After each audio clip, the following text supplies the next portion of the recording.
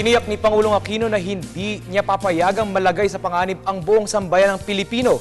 Inihayag ito ng Pangulo bilang reaksyon sa pagkilos ng grupo ni Sulu Sultan Jamalul Kiram upang maangkin ang teritoryo ng Sabah, Malaysia.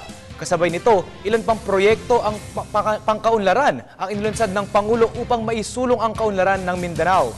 May report si Rocky Ignacio.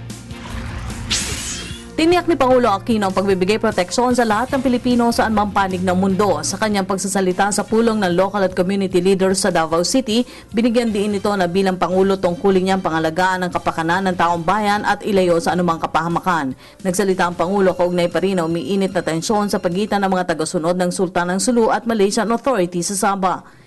Hindi po tayo nagkulang sa paalala at panawagan sa kanila. Umuwi na kayo at isulong natin ang resonableng usapan ukol sa inyong mga hinaing ng tapat, mainahon at may bukas na pag-iisip. Masilimot ang isyu at kasaysayan ukol sa Sabah. Subalit ang kasalukuyang usapin ay hindi sa kung sino ang tunay na nagmamay-ari nito at kung sino ang karapat-dapat na mamuno sa sultanato. Ukol ito sa kaligtasan ng ating mga kababayan at pagtitiyak na mailalayo sila sa gulot peligro. Bilang Pangulo, tungkulin kong ipagtanggol ang kapakanan at buhay ng ating mga kababayan. Sa lahat ng pagkakataon, nasa panig man sila ng mundo. Pinatunayan po natin ito noong buong sigasig nating sinakluluhan at kinalinga ang libo-libo nating kababayan na naipit sa kaguluhan sa gitnang silangan at hilagang Afrika. Dagdag pa ng Pangulo sa tuwid na daan, winakasana ang lamangan at pananaig ng pansariling interes lamang. Malinaw po ang nangyayari sa Sabah ay bunga ng pag-una sa personal na hangarin nang hindi inisip ang interes na nakakarami. Pero ang bukang bibig pa nila, hindi raw po ako makapilipino. Kulang raw ang ginagawa ko para sa kanila.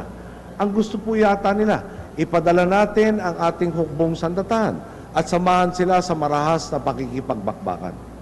Tulad ng pagtulak nila sa peligro sa ating mga kababayan, gusto ba nilang isubo na rin natin ang 75 milyon sa kaguluhan?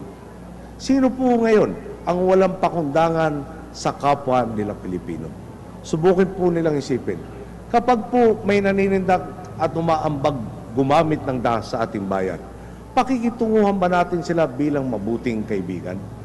Kahit anong lahi, sa oras ng sigalot at kaguluhan, ay tiyak na hahanap ng paraan upang ipagtanggol ang kanilang mamamayan.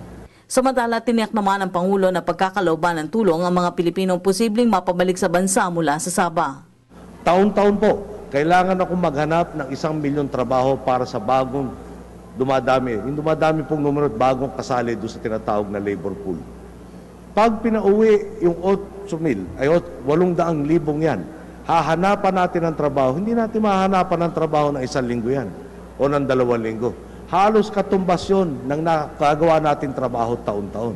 May 1 million na bagong members of the labor pool, 800,000 na pinabalik sa atin, halos 2 milyon hahanapin natin ng trabaho. Pinasalamatan na rin ng Pangulo ang mga mahinto ng karahasan sa Sabah, pati na rin ang pagpapanatiling matibay na relasyon ng Pilipinas at Malaysia. Hiniling na rin ito sa lahat na huwag hayaang madiskaril ang pagbangon ng bansa dahil sa reforma. Hindi kailanman obra ang paninindak at pambubuyo na walang ibang patutunguhan kundi kaguluhan at di pagkakaunawaan. Hindi dahas ang sagot sa ating po mga problema. Lagi po natin panigan ang tama at arugain ang ating kapwa. Para sa Telebisyon ng Bayan, Rocky Ignacio, Davao City.